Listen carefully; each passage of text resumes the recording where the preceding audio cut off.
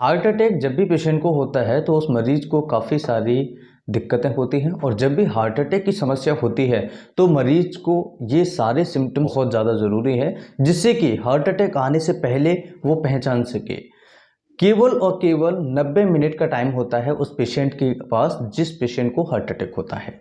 अगर 90 मिनट के अंदर उस पेशेंट का खून का जो प्रवाह है, जो बहाव है, उसे सही नहीं किया गया तो उस पेशेंट की डेथ हो सकती है।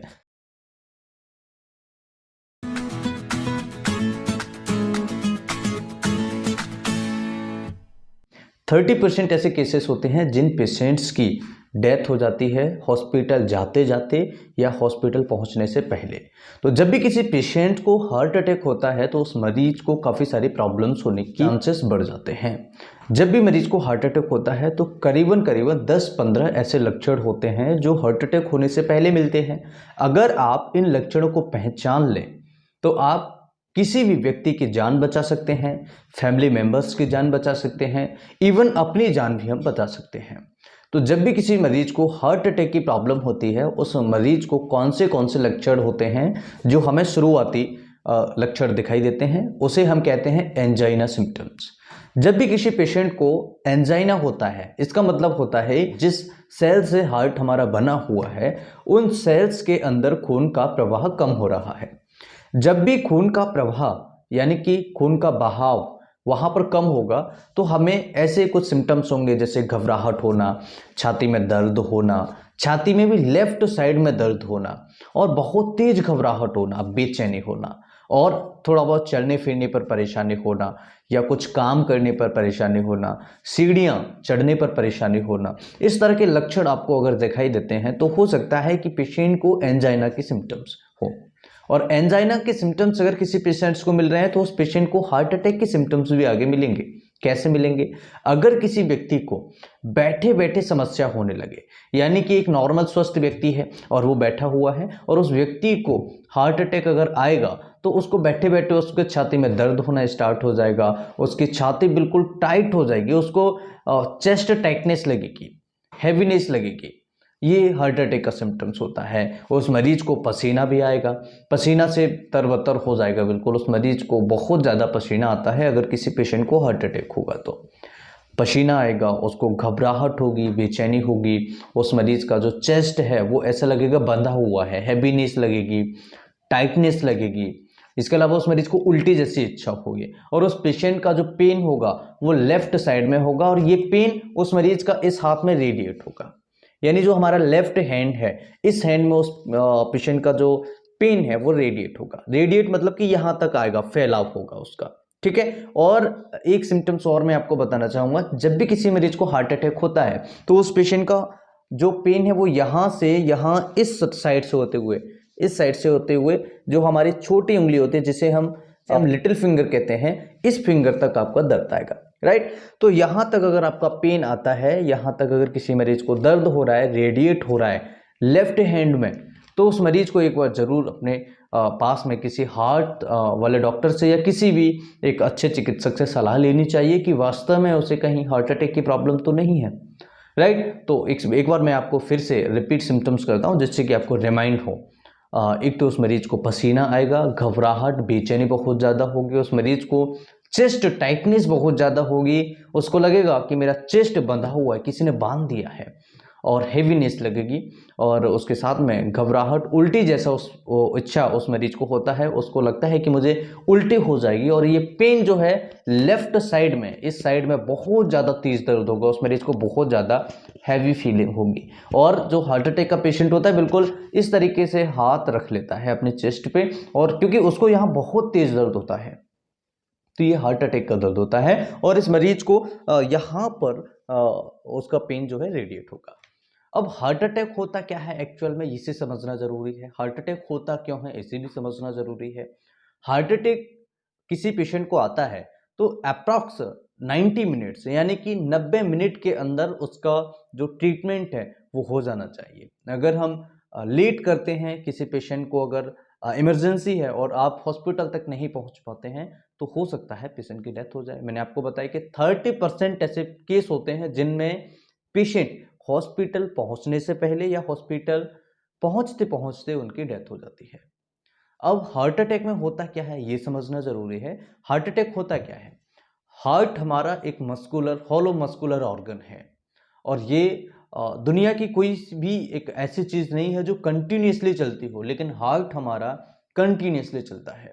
अगर हार्ट हमारा केवल 1 या 2 मिनट के लिए भी रुका तो आप समझ सकते हैं कि क्या होने वाला है। इसलिए हार्ट का कंटिन्यूसली चलना बहुत ज़्यादा इंपॉर्टेंट है। और अगर हार्ट में कोई प्रॉब्लम होती है तो आप समझ सकते हैं कि हार्ट की बीमारियां बहुत ज़्यादा परेशान करती हैं, बहुत ज़्यादा पैसा खर्च होता है और कई बार आपको किसी पेशेंट की जान भी गंवानी पड़ सकती है। तो हार्ट अटैक होता क्या है बेसिकली, इसे थोड़ा सा समझने की कोशिश कीजिए। हमारा जो हार्ट है वो एक मस्कुलर ऑर्गन है, हॉलो मस्कुलर ऑर्गन है। और इसका जो प्रॉपर्टी, इसका जो काम है, अगर हम काम की बात करें तो इसका काम है ब्लड को पंप करना।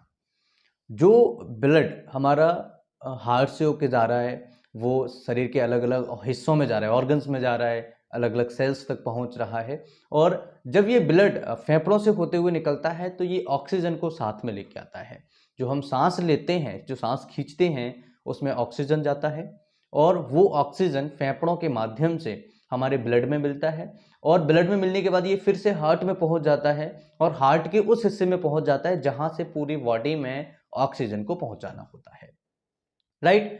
तो ये होता है हमारे हार्ट का काम, पंप करना ब्लड का। तो जब हार्ट की सेल्स डैमेज होने लगती हैं, अब एक थोड़ा सा एक टिपिकल एक क्वेश्चन समझते हैं कि जब हार्ट काम कर रहा है तो उसको भी तो कुछ न्यूट्रिएंट्स चाहिए, उसके भी तो एनर्जी की जरूरत पड़ेगी। तो जब हार्ट को एनर्जी की जरूरत पड़ती है, जब उसे भोजन की जरूरत पड़ेगी तो वो कहाँ से लेगा? तो हार्ट के चारों तरफ कैपिलरीज होती हैं, आर्टरीज होती हैं, जिसे हम कोरोनरी आर्टरीज कहते हैं, राइट एंड लेफ्ट होती हैं। तो जो कोरोनरी आर्टरीज है, पतली पतली जो आर्टरीज गई हैं, वो उनके अंदर भी खून बह रहा है, वो केवल हार्ट के लिए सप्लाई है, वो ब्लड केवल हार्ट तक जाएगा। ठीक है? तो जब कोरोनरी आर्टरी के अंदर कोई ब्लॉकेज होता है या फैट इकट्ठा होता है, जमता है, तो ये क्या होता है, एक पतली झिल्ली बना लेता है और वहां पर फैट बढ़ता चला जाता है, बढ़ता चला जाता है और पेशेंट को हार्ट अटैक की दिक्कत करता है। जब ये फैट बढ़ेगा वहां पर तो एक कंडीशन ऐसी होती है कि वो झिल्ली टूट जाती है और वहां पर क्लॉट बनना, उसके अंदर जो केमिकल्स होते हैं वो क्लॉट बन जाता है, क्लॉट बना लेता है वहां पर। इसकी वजह से पेशेंट को हार्ट अटैक होता है। राइट? जब क्लॉट बन जाएगा तो खून आगे नहीं जा पाएगा और जब खून हार्ट के ही लिए नहीं पहुंच पाएगा तो हार्ट की सेल्स डेड होने लगेंगी, खराब होने लगेंगी, जिसे हम बोलते हैं हार्ट अटैक। उसकी वजह से हमें हार्ट अटैक, हार्ट का जो काम है वो बंद होना। राइट? तो जब खून नहीं जाएगा, उसको एनर्जी नहीं मिलेगी हार्ट को, तो हार्ट काम करना बंद कर देगा, ये होता है हार्ट अटैक। राइट? अब हार्ट अटैक के लिए टेस्ट कौन से होते हैं? एक होता है ईसीजी, एंजियोग्राफी। ठीक है? तो ये कुछ कॉमन टेस्ट होते हैं, टी ट्रोपोनिन, ये कॉमन टेस्ट होते हैं जिन्हें हम जाकर के इजीली हम हॉस्पिटल में करा सकते हैं। फिर लिपिड प्रोफाइल से, फिर तो बहुत सारे टेस्ट होते हैं जिनमें हम डॉक्टर्स कराने की कोशिश करते हैं और कराने की ज़रूरत भी पड़ती है कई बार। तो हार्ट अटैक के जो सिम्टम्स हैं वो आपने समझ लिए हैं और कुछ गैस के सिम्टम्स से भी डिफ्रेंशिएट होता है कि गैस के सिम्टम्स क्या क्या होते हैं। जब भी पेशेंट को प्रॉब्लम होती है तो कैसे पहचानें आप कि पेशेंट को हार्ट की प्रॉब्लम है या गैस की प्रॉब्लम है। तो गैस का दर्द होगा वो कई बार पेशेंट को लंबी समय तक रहता है और कई बार पेशेंट को पेट में वो घूमता भी है ना।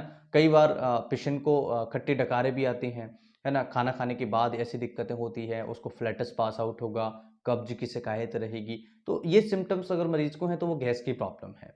और अगर ये खट्टे डकार हैं, ये प्रॉब्लम्स नहीं है, लेफ्ट साइड में हो रहा है, तो ये गैस की प्रॉब्लम नहीं है, ये हार्ट की प्रॉब्लम हो सकती है। राइट? तो ये अगर सिम्टम्स आपको मिलते हैं तो एक बार अपने डॉक्टर से ज़रूर कंसल्ट करें और हार्ट स्पेशलिस्ट से एक बार ज़रूर मिले, जिससे कि आपकी जो प्रॉब्लम्स है उसका छुटकारा मिल सके आपको और हार्ट से संबंधित बीमारियों से आप बच सके। मुझे उम्मीद है इस वीडियो से आप बहुत कुछ सीखे होंगे। ये वीडियो आप सभी के लिए बहुत ही ज़्यादा इम्पोर्टेंट होगा और इस वीडियो की जो दी गई जानकारी है वो आप सभी के लिए बहुत ही ज़्यादा महत्वपूर्ण होगी। उम्मीद है कि आप सभी इस वीडियो को ज़्यादा से ज़्यादा शेयर करेंगे और ज़्यादा से ज़्यादा लोगों तक इस वीडियो को पहुंचाएंगे, लाइक करेंगे। नमस्कार, thanks for watching, have a nice